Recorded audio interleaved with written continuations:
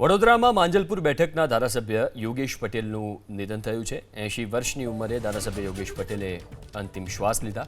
Sterling હોસ્પિટલમાં સારવાર દરમિયાન તેમનું નિધન થયું।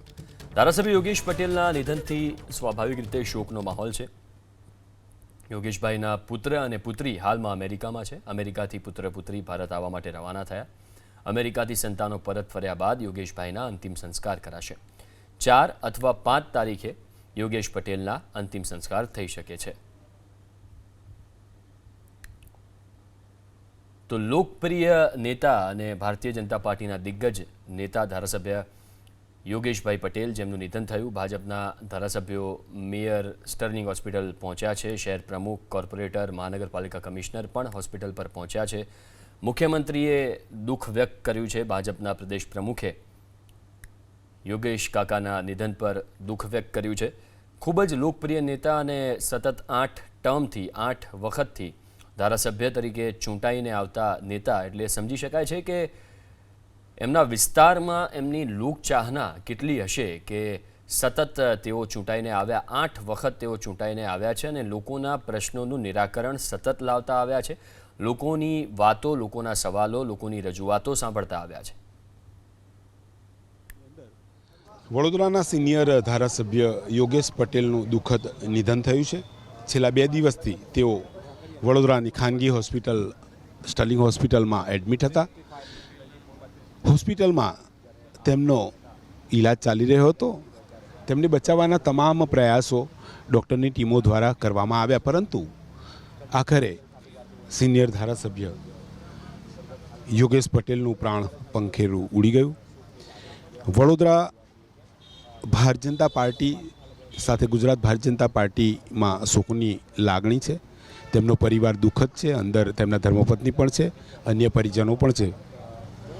યોગેશ પટેલનો પાર્થિવ શરીર હાલ હોસ્પિટલની અંદર પીએમ રૂમમાં રાખવામાં તેમના પાર્થિવ દેહને આવ્યો છે। સાથે તેમના પુત્ર અને તેમની પુત્રી બંને અમેરિકા છે અને તેઓ હજુ સુધી વડોદરા પહોંચ્યા નથી। જાણકારી આપી દેવામાં આવી છે અને તેઓ આવશે તેવી વાત થઈ છે। તેઓ આવશે તેવી વાત થઈ છે। જોઈ શકો છો સિનિયર ધારાસભ્યો અહીંયા જોવા મળી રહ્યા છે। ધારાસભ્ય બાલકૃષ્ણ શુક્લ સહિત તમામ મોટા નેતાઓ અહીંયા ઉપસ્થિત છે। તેમની સાથે વાત કરવાની કોશિશ કરીશું। બાલુભાઈ બાલકૃષ્ણ શુક્લ સાથે વાત કરવાની કોશિશ કરીશું। તમામ નેતાઓ ઉપસ્થિત છે ત્યારે તેમની સાથે વાત કરીશું। દુઃખદ કહી શકાય ભારતીય જનતા પાર્ટી માટે અને તમામ લોકો માટે દુઃખદ મિનિટ। તેમના સાથી મિત્રો બહાર આવી રહ્યા છે। અજયભાઈ દવે સાથે બાલકૃષ્ણ શુક્લ અહીંયા પહોંચ્યા। બાલુભાઈ, શું ખબર છે?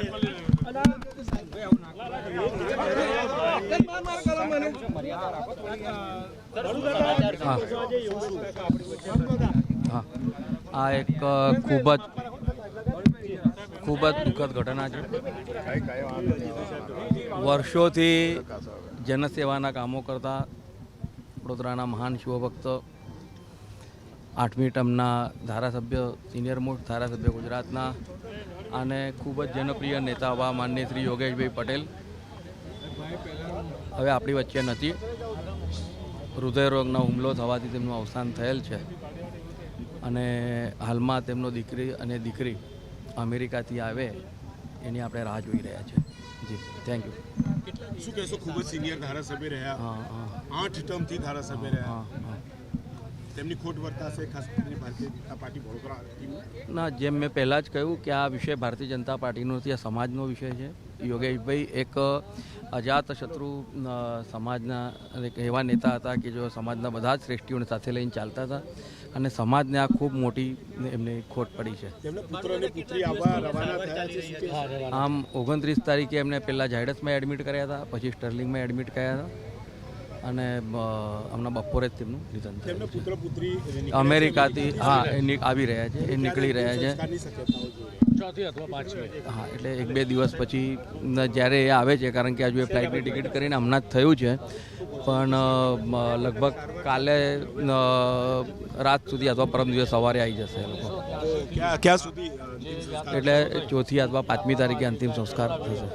4 અથવા 5મી તારીખે અંતિમ સંસ્કારની શક્યતાઓ ધારાસભ્ય અને વિધાનસભાના દંડક બાલકૃષ્ણ શુક્લાએ વ્યક્ત કરી છે. તેમના પરિજનો એટલે કે તેમના જે પુત્ર અને પુત્રી અમેરિકાથી ભારત આવવા રવાના થઈ ગયા છે. હૃદયરોગના હુમલાથી તેમનું નિધન થયું છે. વડોદરા ભારતીય જનતા પાર્ટીમાં ઘેરા શોકની લાગણી છે અને અહીંયા ભારતીય જનતા પાર્ટીના નેતાઓ હાલ સ્ટર્લિંગ હોસ્પિટલ ખાતે પહોંચી રહ્યા છે. કેમેરામેન પરેશ ધોળકિયા સાથે લોરેન્સ પરમાર, એબીપી અસ્મિતા, વડોદરા. બહાર કોઈ એક્ટિવ હોય પરંતુ વિધાનસભામાં એક્ટિવ ના હોય, વિધાનસભામાં એક્ટિવ હોય તો બહાર એક્ટિવ ના હોય. પણ યોગેશભાઈ તો વિધાનસભામાં એક્ટિવ અને બહાર એમના ક્ષેત્રમાં પણ એક્ટિવ. પાર્ટીના કામમાં એમનું મોટું યોગદાન રહ્યું, વડોદરાના વિકાસમાં પણ એમનું મોટું યોગદાન રહ્યું. એવા મારા પરમ મિત્ર સાથી ગુમાવવાનો મને વ્યક્તિગત અને ભારતીય જનતા પાર્ટીને ખૂબ એક મોટી ખોટ પડી છે. હું ભારતીય જનતા પાર્ટી વતી, મારા વતી ઊંડા દુઃખની લાગણી વ્યક્ત કરું છું. ભગવાન યોગેશભાઈના આત્માને ચિર શાંતિ આપે અને એમના કુટુંબીજનોને આ આઘાત સહન કરવાની શક્તિ આપે. ખૂબ આઘાતજનક સમાચાર મળ્યા અમને અને એક રાજકારણના ખૂબ અનુભવી ભીડ અને અમારા સૌના માર્ગદર્શક એવા 8 વખતના ધારાસભ્ય અને એમને અમે ગુમાવ્યા છે. પૂરો ભારતીય જનતા પાર્ટી પરિવાર અત્યારે શોકના વ્યક્ત કરી રહ્યો છે. અમને આઘાત પણ લાગ્યો છે, પરંતુ પ્રભુને ગમ્યું તે ખરું. એમના આત્માને પ્રભુ શાંતિ આપે એવી હું પ્રાર્થના કરું છું. પૂર્ણ કર્યું. સુરસાગર કિનારે, સુરસાગરમાં જે સર્વેશ્વર મહાદેવની પ્રતિમા છે, તો એને પણ સોનાથી મઢિત કરી. વડોદરાના લોકો માટે હોય કે કાર્યકર્તા માટે, એમને એવું લાગે કે આ સચ્ચાઈ છે, તો એમના માટે બિલકુલ એ બેઝિઝક એમની સાથે ઊભા રહેતા હતા. અધિકારીને કહેવાનું હોય કે પછી કોઈને પણ કહેવાનું હોય તો એ બિલકુલ ખચકાતા નહોતા, સ્પષ્ટ વક્તા હતા, ભગવાન ભોલેના ભક્ત હતા. આજે વડોદરાની ખૂબ મોટી ખોટ છે. કાકા ધારાસભ્ય તરીકે તો છેલ્લા 8 ટર્મથી ગુજરાત વિધાનસભાની અંદર વડોદરા શહેરનું પ્રતિનિધિત્વ કરતા હતા, પણ સાથે સાથે ગુજરાતનો પણ એક મોટો અવાજ. યોગેશ કાકા હંમેશા સત્યની સાથે રહેલા છે.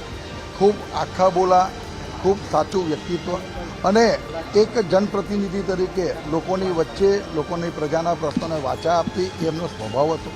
ખરેખર કાકા અમારા સૌના માર્ગદર્શક તરીકે અમે હર હંમેશા એમને યાદ કરીશું.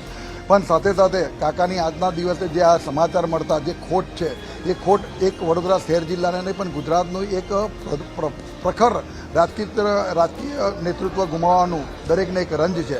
ભગવાન એમના આત્માને શાંતિ આપે અને આ ખોટ કદી પણ ના પૂરાય એવી ખોટ છે. જે ફીઝનું આંદોલન ચાલુ કર્યું અને એ પછી એક વખત અપક્ષ ચૂંટાયા અને પછી ભારતીય જનતા પાર્ટીમાં જોડાયા, ત્યારથી હું ત્યાં વિદ્યાર્થી પરિષદનો વિસ્તારક હતો, ત્યારથી મારા સંપર્કમાં હતા અને મેં હંમેશા એમને સાચા મુદ્દા માટે બેબાક રીતે બોલતા, લડતા અને કોઈપણ ખોટા પ્રકારનું રાજકારણી માટે લાગે એવું કોઈ ન્યુસન્સ મેં ક્યારે પણ એમનામાં જોયું નહીં. એટલે એવા યોગેશ કાકાની અચાનક વિદાય એ બહુ આઘાતજનક છે અને આપણે એમને શ્રદ્ધાંજલિ આપીએ, એમના પરિવારને આ દુઃખ સહન કરવા માટેની ભગવાન શક્તિ આપે એવી હું પ્રાર્થના કરું છું. વર્ષોથી ગુજરાત વિધાનસભાની અંદર પ્રતિનિધિત્વ કરી રહ્યા હતા. એ હંમેશા સ્પષ્ટ વક્તા, ગમે તેને પણ સાચું કહી દે અને નાનામાં નાના માણસ સાથે બહુ સરળતાથી મળી શકે, વાત કરી શકે એવા ધારાસભ્ય હતા. એમના દુઃખદ અવસાનના સમાચાર જાણીએ દુઃખ થયું છે.